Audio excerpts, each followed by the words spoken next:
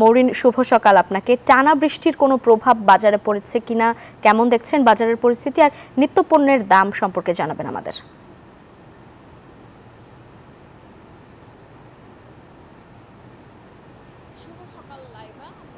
কারণ বাজারে সকাল থেকে রয়েছে এখানে এবং আপনি দেখতে পাচ্ছেন যে বরাবরের মতোই ক্রেতারা আসছেন।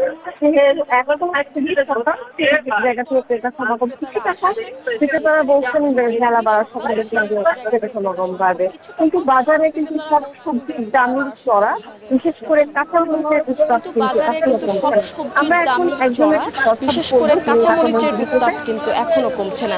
আমরা এখন একজনের সাথে কথা বলবো যিনি কাঁচামরিচ বিক্রেতা, এবং আমি জানতে চাইবো যে কাঁচামরিচের দামটা কেন কমছে না এবং সরবরাহ সংকট আছে কিনা বা বিক্রি কেমন হচ্ছে একটু বলুন।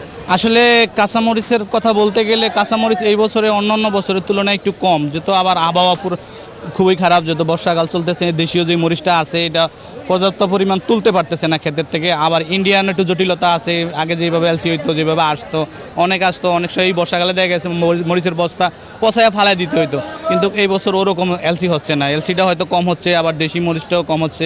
এই সব কিছু মিলে কাঁচামরিচের বাজারটা একটু তালমাতালি বলা চলে আর কি। আমরা বাজার ঘুরে দেখলাম অন্যান্য সবজির দামও 60 থেকে 80 টাকার মধ্যে। সেই জায়গা থেকে অন্যান্য সবজির কি সরবরাহ সংকট নাকি অন্য সবজিটাও একটু দাম বৃদ্ধি, যেহেতু 40-50 টাকা থাকার কথা। অন্যান্য সবজিও আমি যা মনে করি, আমি একজন বিক্রেতা হিসাবে, ওটা বেশি, যেটা মানুষের নাগালে একটু বাইরে চলে যাচ্ছে। যেরকম শসা 80 টাকা 70 টাকা কেজি, টমেটো 150 টাকা কেজি, ওটা এলসি টমেটো 160 টাকা কেজি।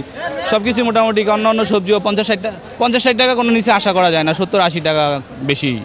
মরিচের দাম বা অন্যান্য সবজির দাম কি কমার সম্ভাবনা আছে? আমি সম্ভাবনা খুব কম দেখতেছি। যদি আবহাওয়াটা বর্ষাটা হয়তো সর্বোচ্চ আরও 1 মাস অপেক্ষা করতে হবে, যদি কমার আশা করি আর কি। আমরা জানছিলাম যে কেন আসলে সবজির দামটা বৃদ্ধি পেয়েছে, এবং তারা বলছেন যে আবহাওয়া যদি একটু ঠিক থাকে তাহলে আবার সবজির দাম কমার সম্ভাবনা রয়েছে। এখান থেকে এই ছিল সর্বশেষ। আমাদের আরেক সহকর্মী আছে চট্টগ্রামে, নয়ন বড়ুয়া জয়, চলে যাচ্ছি তার কাছে। জয়, আপনি জানাবেন চট্টগ্রামের বাজার পরিস্থিতি।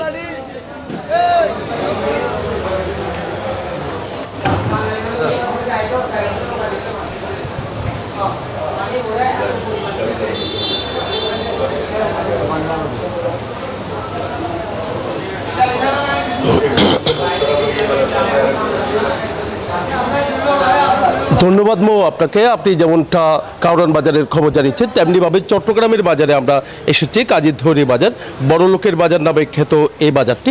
তো এখানে নানা রকমের সবজি আমরা দেখতে পাচ্ছি। কাঁচামরিচ দেখা যাচ্ছে, মরিচের দামও কিছুটা বাড়তে শুরু করেছে। 130 টাকা কেজিতে তারা বিক্রি করছে। একই সাথে আমরা একটু দেখানোর চেষ্টা করছি যে নানা রকমের যে সবজিগুলো আছে বাজারে, সেই সবজিগুলো কিন্তু সাজিয়ে রাখা হয়েছে। যারা ক্রেতা, যেহেতু আজকে ছুটির দিন, তার কারণে কিন্তু ক্রেতারা সকাল থেকে আসতে শুরু করেছে।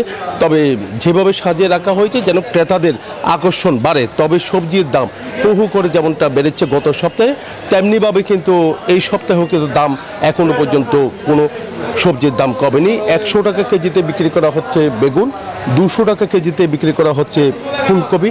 একই সাথে আমরা দেখতে পাচ্ছি শিম দেখা যাচ্ছে বাজারে।